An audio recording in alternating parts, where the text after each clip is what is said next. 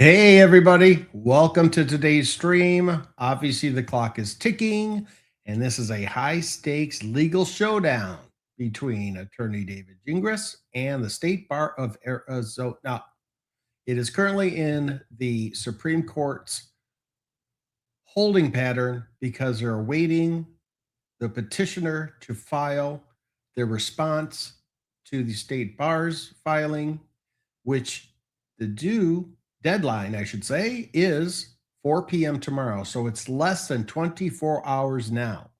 Now, it could drop sooner. Don't forget, anytime they could drop it. So we shall see. But what I'm going to do today is kind of go over what we've seen in the past, covering several cases, and then we can discuss what we can point out or see what kind of pattern that we can find. Okay. So with that said, let me start the stream.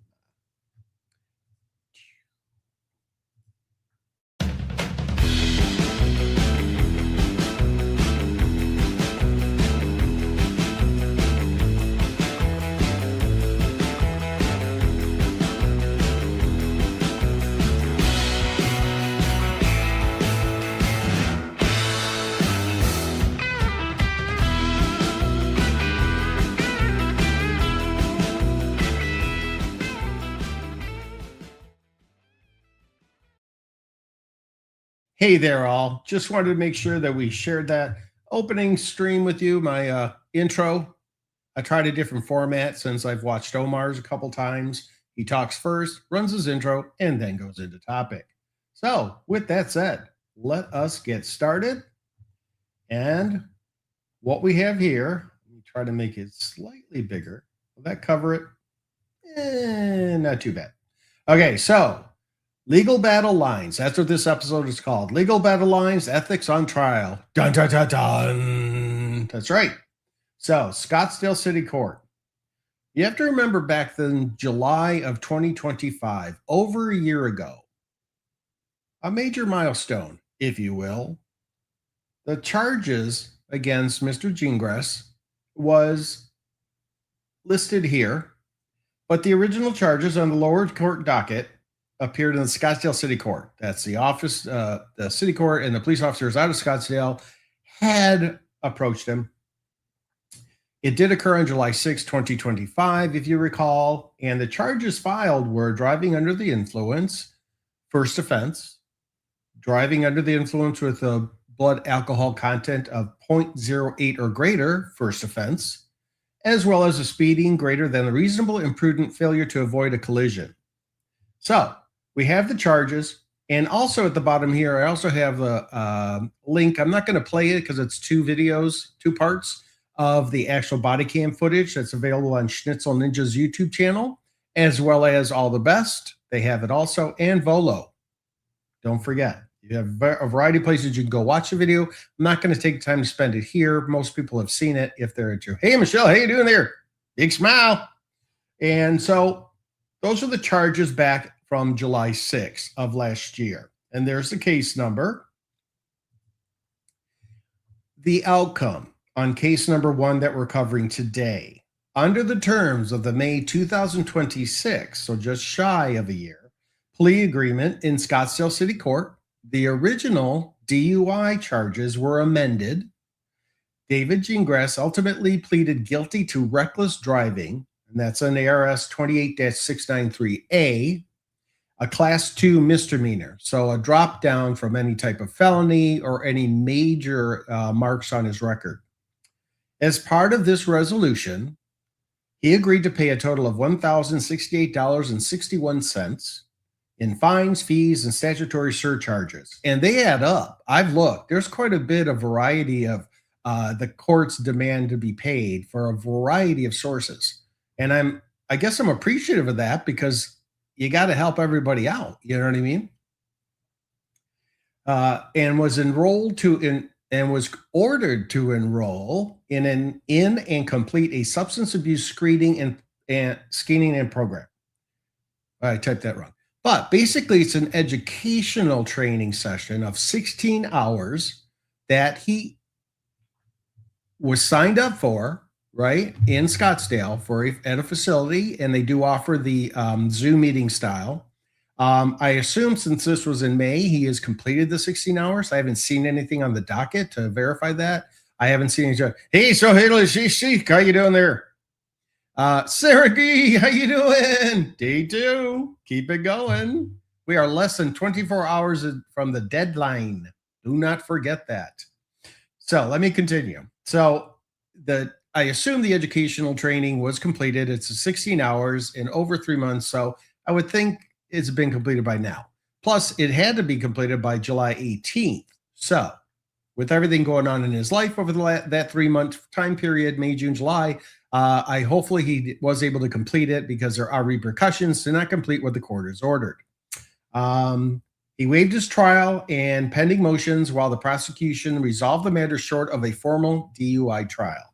So he did not get hit with a DUI. And so they were able to plead it out. And as it stands today, the case has been resolved. Dun, dun, dun, dun. So moving on to case number 2. This is still active. It's from the state bar, right? PDJ, presiding disciplinary judge. So a formal attorney disciplinary action brought by the state bar of Arizona before the office of the presiding disciplinary judge. The state bar filed an amended complaint alleging that Gingras violated ethical rules through his public criticisms of a trial judge, extrajudicial communications, and conduct during his representation of his client. No names, but you can assume who that is. Early procedural battles in this matter involved discovery disputes, disclosure requirements regarding anticipated testimony, and motions regarding rule compliances. The presiding disciplinary judge issued partial judgments on the pleadings, ruling against certain, I have to switch this because I can't read those little words. There we go. Against certain First Amendment and anti-SLAPP defenses raised by Gingras. So we shall see where we stand on that one. This covers both cases, what I have here, because that one was started. It'd been a long time coming, but it was filed. And I believe his current attorney, Mark Randazza, who is different from the Van Norman group who worked on the DUI case that was pleaded down to reckless driving. But Mark Randazza is representing him in these cases. So while the PDJ 2026-9010 and case CV2636SA stem from the same legal dispute between David Gingras and the state of Bar of Arizona, they are two separate but parallel tracks rather than converting case numbers. Okay, so they're both active case numbers, but one has to get completed before the other one can move forward. So they're at a standstill on the PDJ one. The former represents the underlying attorney discipline proceedings being litigated before the presiding disciplinary judge, while the latter is a special action petition directly with the Arizona Supreme Court, top dog, to challenge the interlocutory rulings, jurisdictional boundaries, or constitutional free speech issues, which is interesting because he's an internet free speech person. One of his legal areas of expertise, I should say. I do want to note that the State Bar of Arizona consolidated of multiple underlying bar charge files and numbers, including the 24-1692, 1826, 2819, 3080, and 1230.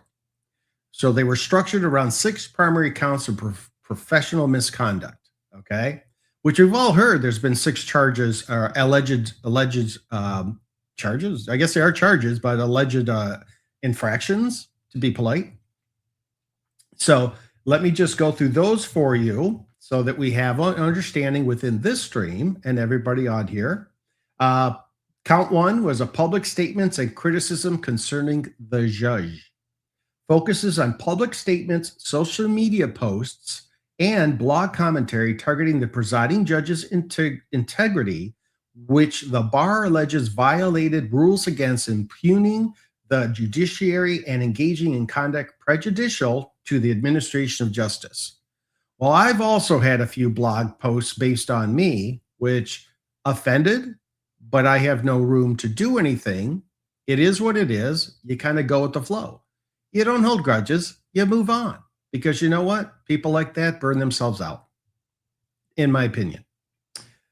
Now, for count number 2, dissemination of confidential medical records. I have to do it. Dun, dun, dun, dun. HIPAA violation. Woo! Involves allegations that he violated specific court orders and confidentiality restrictions, by posting or publishing restricted medical documentation and records online. You have to know better. You would think someone in the legal field with decades of experience would have been more prepared and realized that's not something you should do. You don't say, well, I thought this and it implied that, or I understood it as. It is what it is. So you would hope any lawyer worth a weight in salt would know better than to do that. But in this case, it has occurred. Count 3, lack of diligence and investigation. I think we can all understand that angle. That count alleges a failure to thoroughly investigate claims or handle client assertions appropriately during the underlying representation. Just because my client told me something, I shouldn't just trust that. It might be worth a little bit of investigating, not using the phrase, that was before me. Just saying. Count 4, presentation of false evidence, misleading information. This relates to handling and utilizing contested or questionable documentation, such as altered medical records or test results. And we know what both of those relate to within court filings and proceedings. You can't get around that. I'm sorry, but you can't get around that. I personally cannot accept that I didn't know better, or I didn't think that they were fraudulent, or whatever the verbiage is, right? Questionable, contested, and questionable. So with that said, you would think that the information would have been investigated or validated to the nth degree, especially if you're representing a client and you're looking out for their best interest, right? That's supposed to be the goal here. Representing your client with their best interest in mind, and that should be the focus. Don't know till we get the filing submitted before 4 p.m.'s deadline tomorrow, August 13th, 2026, and that's 4 p.m. Mountain Standard Time for all you folks that are on the East Coast or Central or the other one, Pacific, or in Europe or overseas anywhere, right, around the globe. Be careful, there's an eclipse tonight. So that's information that once it's filed, and probably I'm overlapping. Anyway, it's filed before 4 p.m. tomorrow if they don't miss the deadline. We've heard that recently in court sightings, right? With Shrilla. Missed it by a day because of the darn leap year. Who would have thunk? And if it does get filed in time, then it's in the Supreme Judiciary. I want to say judiciaries. I think that's right. The judges on the Supreme Court, right? They now review all the information submitted. The first initial petition, the filing response from the state bar, and then the response from the petitioner, which is due by tomorrow at 4 p.m. Mountain Standard Time. Okay. Count 5. Oh, and I don't believe there's any time frame for them to come back with an answer. I believe it's just when they deduce their answer, we will see. But of course, there'll be many people monitoring the docket of the Supreme Court and be able to share. How shall I do this? Let me share screen real quick. Let's do that. I assume you can see that. That is as of today. Let me make it. That's as of today before I started my stream. Nothing new. Open on July 22nd, followed by filings on the 27th, the 28th, moving into the 30th of July, and then finally August 6th. As you can see, that's the latest.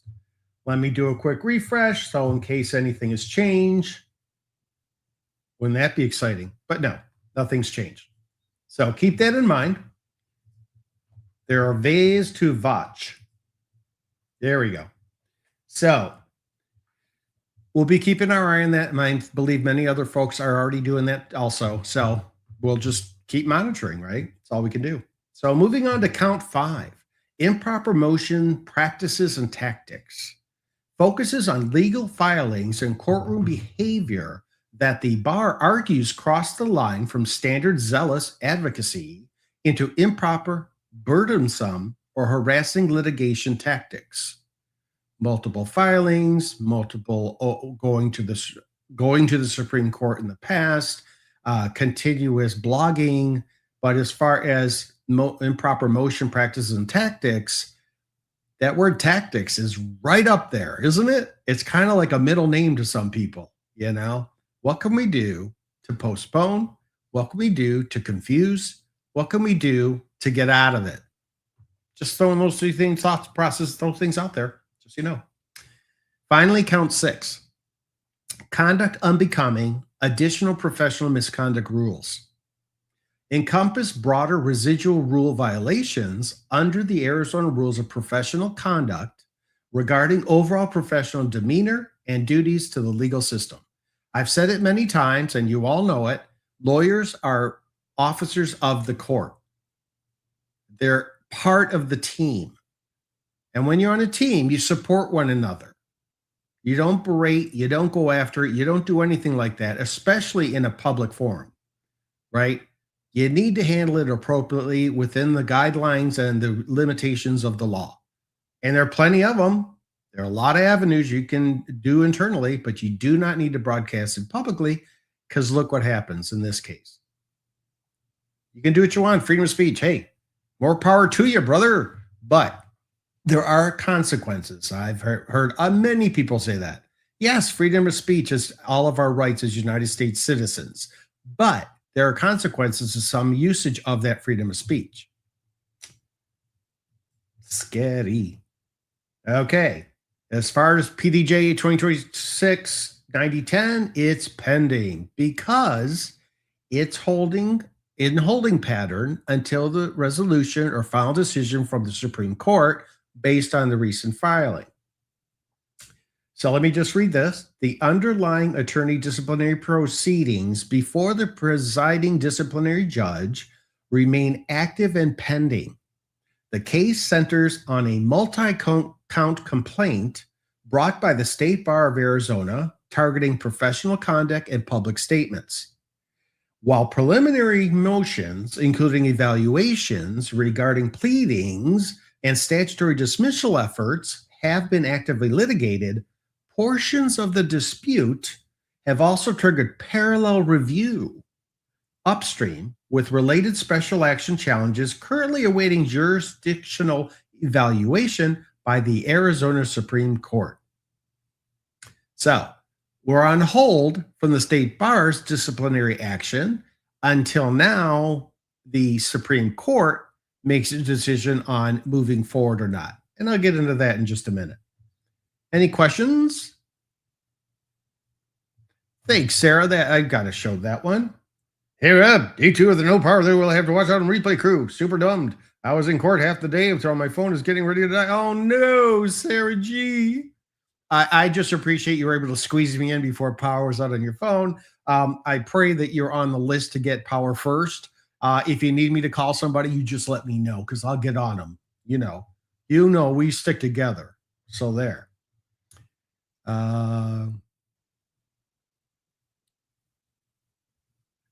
Slisky, interesting. Yeah, stay safe, Sarah. Definitely. That ETA, that's horrible. I'm so sorry. Hopefully people reach out to you. Water bottles, unperishable foods, are donated, stuff along those lines, Sarah. But keep us up to date. I'm keeping you in my prayers. How about that? Okay. let me go forward now to case number 3 specifically. This is the David S. Gingras versus State Bar of Arizona. An appellate special action filed in the Arizona Supreme Court. That was July 22nd, 2026.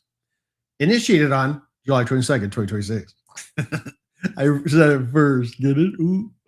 With Mark J. Randazza representing petitioner David S. Gingras, the special action challenges the adverse ruling made by the presiding disciplinary judge in the PDJ case that we just discussed, I think pretty well, so you understand. If you don't, add some comments in there. I'll see what I can help you understand. If there's a question I can answer, please let me know.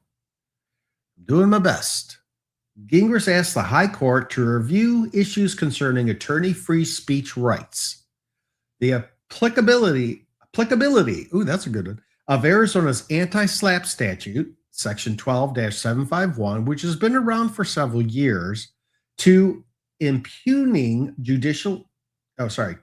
administrative bar proceedings, whether truth serves as an absolute defense against charges of impugning judicial integrity, and whether attorneys completely surrender constitutional protections upon admission to the bar.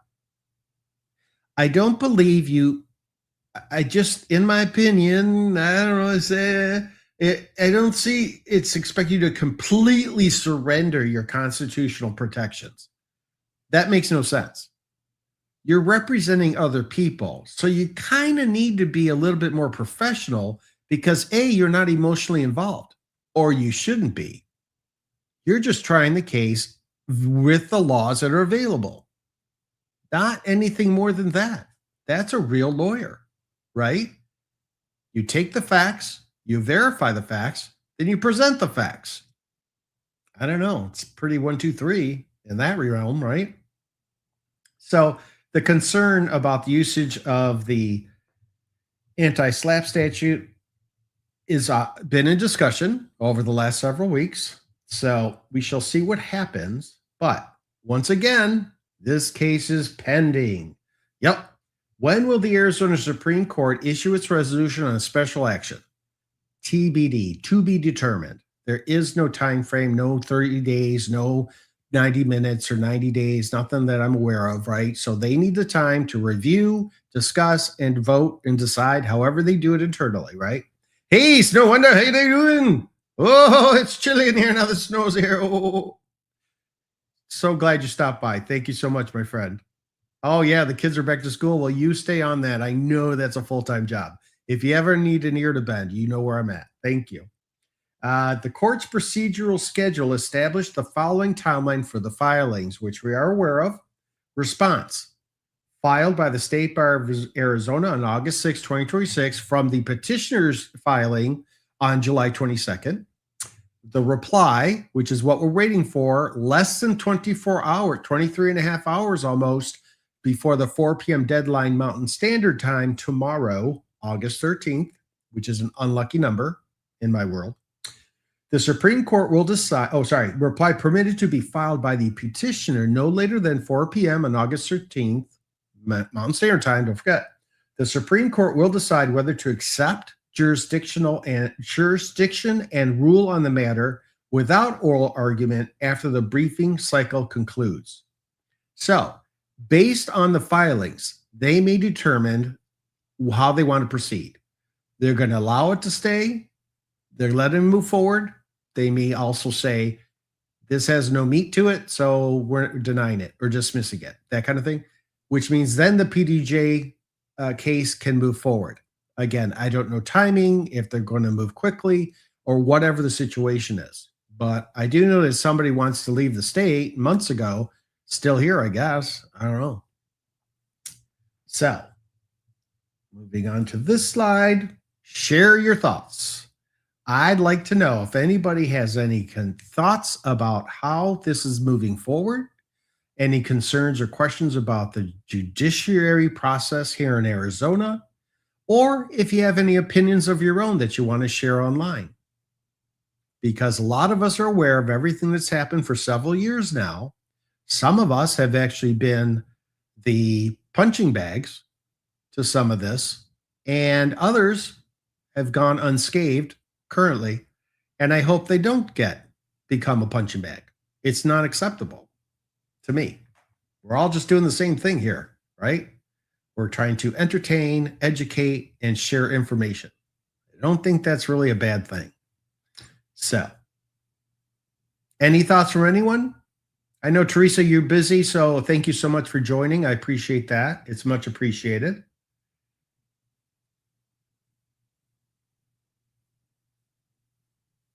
Okay.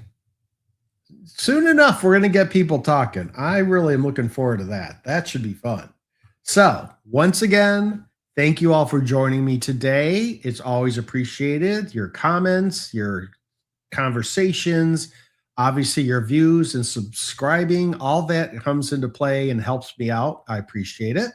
And remember, one share can bring someone home. That's more of the missing spotlight series I'm running on missing persons. So if you do see, hear, or anything, or just watch my, 10-minute, less than 10 minutes, sometimes a little bit more streams are pretty short, but you can get the information about missing persons that are still missing.